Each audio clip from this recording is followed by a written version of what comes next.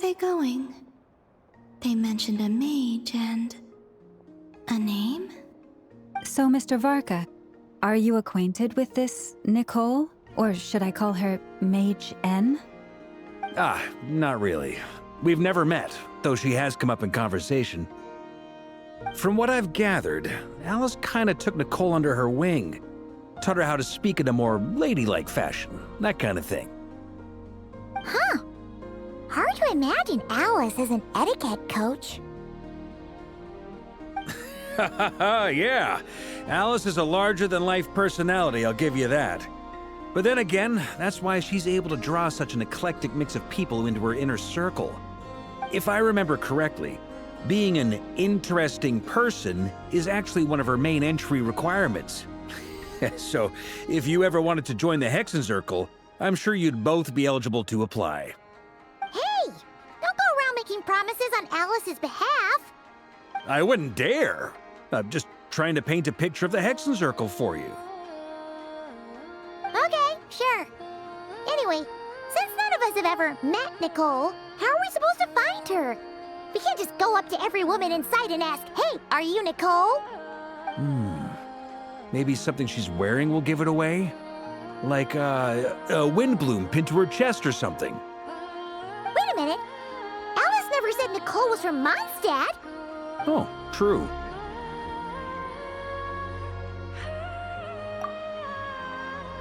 That would be... this young lady, then?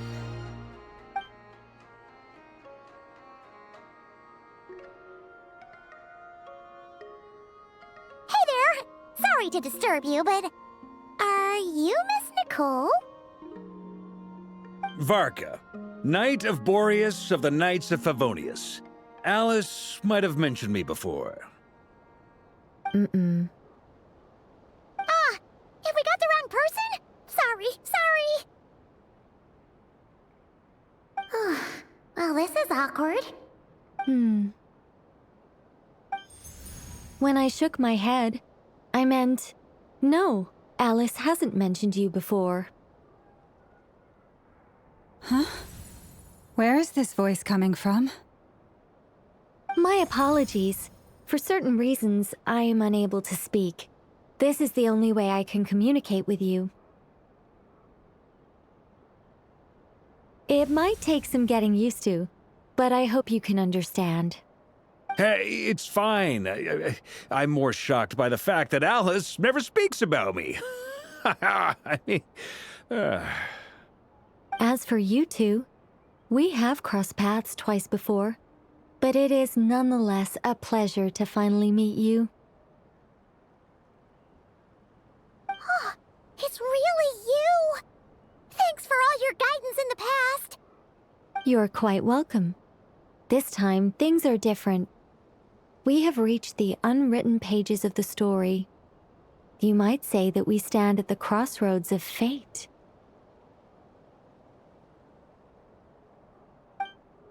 Now then, allow me to formally introduce myself. My name is... No, stop! Alice! I can't believe it! I had a whole speech prepared. I'd agonized over every single word. She always picks the worst moments to ruin other people's plans. I'm so sorry about that. Alice took the liberty of devising some bespoke self-introduction magic for each member of the Hexencircle. But I could have sworn I deleted all of the triggering conditions for it. How did it bypass everything? Oh gosh, this is so embarrassing. This is a very different side of Nicole than what we're used to. Is she not used to face-to-face interactions? Don't worry about it. We've seen that introduction magic once already, so it wasn't too much of a shock. Please go on, Miss Nicole. We'd love to hear what you have to say, or... well, communicate. Huh? Are they talking to this lady? But... will you all promise to forget that horrendously embarrassing introduction? Sorry? Embarrassing? When?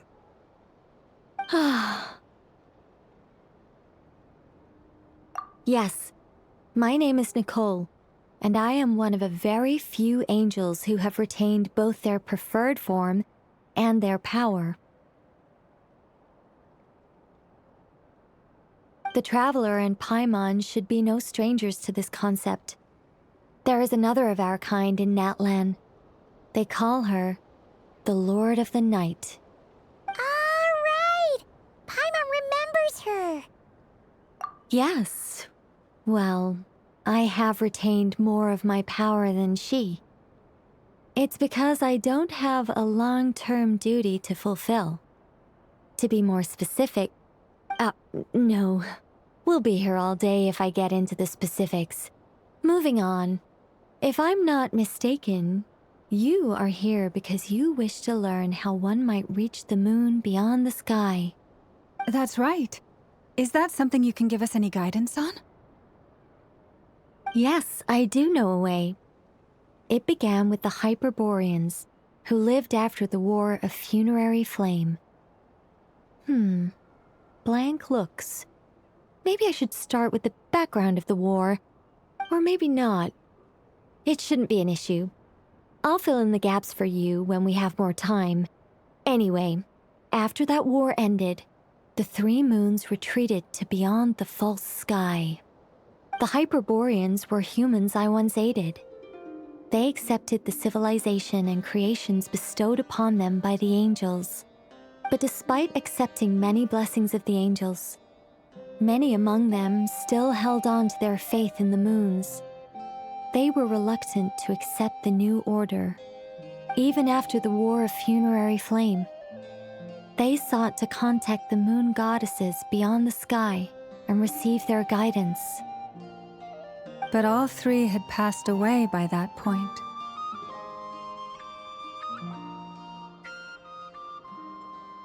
This mage has a unique method of communicating. Is she talking about the moons? Yes, but they did not know. And so, still they prayed for the moon goddess's mercy. After building titanic structures that consumed vast amounts of Kuvaki, at last they glimpsed the moons and heard their voices. But of course, they were gravely disappointed. For it was then that they realized the three moon goddesses were dead. Oh, that's such a sad story. It is. Humanity was in a very sorry state at that time. The angels who had once aided them were gone, and the War of Funerary Flames had left them homeless and destitute. Just a second, I gotta ask. How relevant is all this history to the task at hand? Well, I mean, it's... Okay, it seems we've drifted into irrelevant narrative waters. It's been a while since I've had the chance to speak inside someone's head. As soon as I got started, I lost control and the words just flowed out like a waterfall. What I'm trying to say is... Right, yes, that's it. The relevant part is the ritual created by the Hyperboreans. The fact that they bypassed the false sky and saw the true moons implies that they successfully built a connection between Teyvat and the outside world. Which means, with enough Kuvaki and a sufficiently stable connection, it should be feasible to send one person over the border. Okay, so they built some kind of portal? Oh, yes. A portal. Yes. Is something wrong? You sound disappointed. I just didn't expect you to summarize it so well. It turns out I could have said all that in one word, if only I'd managed to think of it. No, please, it's fine. This is invaluable knowledge. I'll be sure to record and preserve everything in writing. Oh, really? Well, in that case, I suppose I could backtrack and add some more detail. I did gloss over a few things so far. Whoa, time out. Let's summarize what we've got first. The Hyperboreans were the last ones to use this method, right? So we somehow need to find whatever structure they built and make sure there's enough Kuvaki to power it up. Luckily, we have the moon marrow of both the eternal and iridescent moons, so we're all good for Kuvaki. Which means the key issue we need to focus on is finding the place. Am I right so far? Yes. Although I expect the structure is long gone by now. That said, what if we could take advantage of the phantoms to travel back to a time when it still existed? Well, travel back isn't quite accurate. It's more like we'd be creating a handshake between 2 points in space-time. We wouldn't even have to pick a time when it still existed. It could just be a time when it still appeared in phantom form via projection, or we could project our own phantoms, fold them together at... You look lost.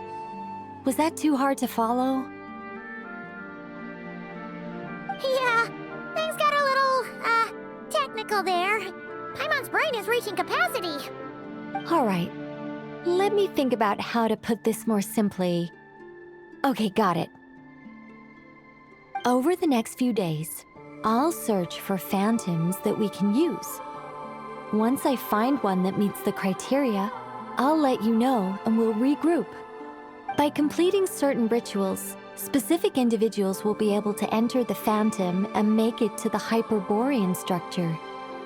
If everything checks out and it looks feasible, we'll just need to wait for Moon Prayer Night, and we can send the Moon Goddess back home. I'm really skimping on the detail here. Is this making any sense at all? I think so. For now, we'll just wait to hear from you. Yes. Basically, yes. Great. Counting on you. In the meantime, we'll focus on finding the Moon Goddess's name. My name? Are they looking for a way to stop me from disappearing? Excuse me, Miss... Go on, Miss Nicole. This conversation was a little all over the place. I didn't catch your name. I am Lauma, of the Frost Moon Scions. Ah, I did wonder. I noticed that you listened very intently when I spoke about Hyperborea and the moon's history. If you'd be interested, I'd love to visit you this evening and go through it again in greater detail.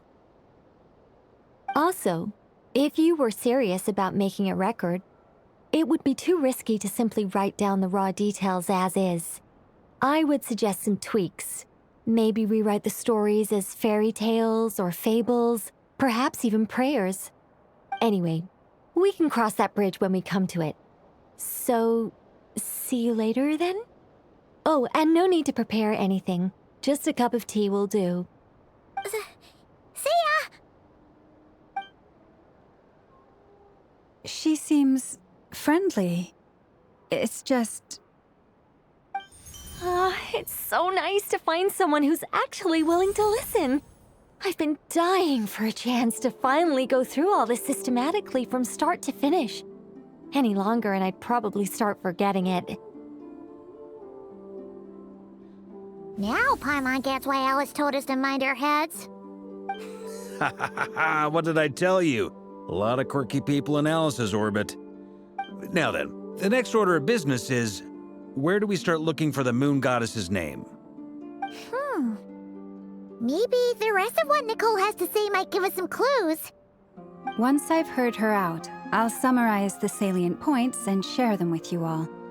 I'm also inclined to review our other documents.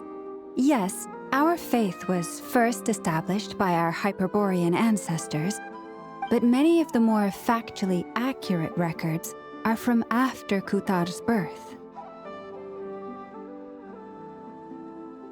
Sounds like we're gonna follow Columbina's journey through Devat, huh? In that case, we'll start by heading to the Frost Moon Enclave.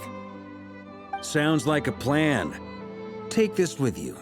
I'll see about getting in touch with the Fatui. It'll probably just be Arlecchino and Sandroni again. They're the only ones who would want to help. Thank you, Mr. Varka. Ha ha ha ha! Don't mention it. Honestly, I'm more comfortable dealing with the Fatui than prying into the details of a young lady's childhood. Catch you later. I should follow them. just in case there's some way that I can help.